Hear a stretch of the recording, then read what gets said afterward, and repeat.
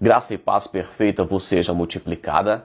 Nós estamos no capítulo 14 do livro de Apocalipse, mais precisamente na mensagem dos 3 anjos. Aprendemos que o capítulo 14 é dividido em 3 textos. O primeiro falou dos remidos no Monte de Sião. O segundo é a proclamação do juízo por 3 anjos. E o terceiro é a ceifa e a vindima. Nós estamos hoje no texto 2, na mensagem do terceiro anjo, finalizando o texto 2 do capítulo 14. Apocalipse capítulo 14, versículo 9 até o 13. Seguiu o terceiro anjo dizendo com grande voz: se alguém adorar a besta e a sua imagem, e receber o sinal na testa ou na mão, também o tal beberá do vinho da ira de Deus, que se deitou, não misturado, no cálice da sua ira, e será atormentado com fogo e enxofre diante dos santos anjos e diante do Cordeiro. E o fumo do seu tormento sobe para todo sempre, e não tem repouso nem de dia e nem de noite, os que adoram a besta e a sua imagem, e aqueles que receber o sinal do seu nome. Aqui está a paciência dos santos. Aqui estão os que guardam os mandamentos de Deus e a fé em Jesus. E ouvi uma voz no céu que me dizia: escreve, bem-aventurados mortos, que desde agora morrem no Senhor. Sim, diz o Espírito, para que descansem dos seus trabalhos e as suas obras os sigam. Primeiramente foi visto os remidos com o cordeiro no monte. Primeiro anjo. O segundo anjo passa e avisa que a Babilônia caiu. Agora o terceiro anjo vem e traz punições para quem estava de acordo com os propósitos da Babilônia. Babilônia que tratamos no vídeo anterior. Então a punição é para a Babilônia. Mas esse terceiro anjo, ele estende essa punição àqueles que adorarem também o anticristo, que receberem o seu sinal.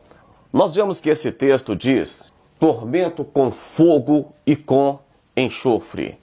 Tormento com fogo e com enxofre, nós vemos, por exemplo, a cidade de Sodoma e Gomorra, vemos Admar e Zeboim, entre outras punições no Antigo Testamento. E isso você pode conferir em Deuteronômio capítulo 29, versículo 23, vai falar mais sobre a questão do fogo e do enxofre. É um tipo de punição. E se vocês observarem o texto, o anjo diz que eles serão atormentados diante dos santos anjos e diante do Cordeiro. Então tem vergonha para as pessoas que aceitarem a marca da besta, que aceitarem o anticristo, que aceitarem a idolatria. Essas pessoas serão envergonhadas diante de Deus e diante dos anjos. Observem que não foi citada a igreja, os santos, diz apenas anjo e cordeiro. Muita preocupação que as pessoas têm: mas se o meu filho for para o inferno, se o meu pai e minha mãe ir para o inferno. Olha, esse texto não cita dos santos vendo os ímpios sofrendo. Sabemos também que essa questão de paixão carnal, amor de mãe para filho, de marido para esposa e vice-versa, não terá no futuro. Nós seremos como anjos. Essa paixão que nós temos de proteger os nossos, de querer o bem da nossa casa, da nossa família, e não preocupar com a do outro, no céu não será assim. É bom a gente já ir aprendendo isso, querer o bem de todos, a paz para todos. Se vocês observarem também, Lucas capítulo 16, versículo 23, nós vemos a parábola de Lázaro e do rico. E o rico observava Lázaro no seu descanso, no seio de Abraão. Mas o texto não mostra que Lázaro também observava o rico sofrendo. A outra questão que esse texto nos traz é que o fumo do tormento era para sempre e não tinha repouso. Existem muitas religiões que pregam a restauração, que pregam que no futuro Deus vai restaurar, que Jesus na sua volta vai aniquilar o pecado e vai desfazer tudo. Mas a Bíblia deixa claro em várias passagens que o inferno é eterno. E aqui nós vemos que o tormento será para sempre. Isso está do versículo 9 até o 11 do capítulo 14. Então, pregar sobre purificação pelo lago de fogo, eles ensinam inclusive que o próprio Satanás será regenerado, que Deus fará uma união no futuro com os ímpios e com o próprio Satanás.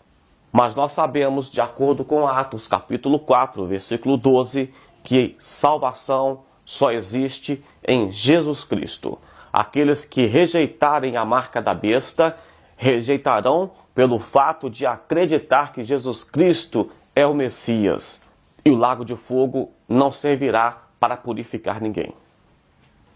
Com respeito ao tormento ser para sempre, você pode conferir em Mateus capítulo 3, versículo 12, Marcos capítulo 9, do 43 ao 48, e Lucas 3 e 17. No versículo 10, nós vemos a expressão beber da ira de Deus. Isso aqui é muito importante, porque a ideia de beber da ira de Deus, isso nos faz lembrar de quando Jesus estava no jardim do Getsêmani e que ele orava e dizia assim: Pai, se possível for, passa de mim esse cálice. Todavia, não seja feita conforme a minha vontade, mas conforme a tua vontade. Então Jesus aceita beber o cálice do sofrimento que ele passaria. Sabemos que beber do cálice de Deus no Antigo Testamento tinha uma expressão de justiça, de juízo divino. Nós aprendemos que estes juízos dos cavaleiros, das trombetas e das taças não devem ser confundidos com pragas. São juízos de Deus.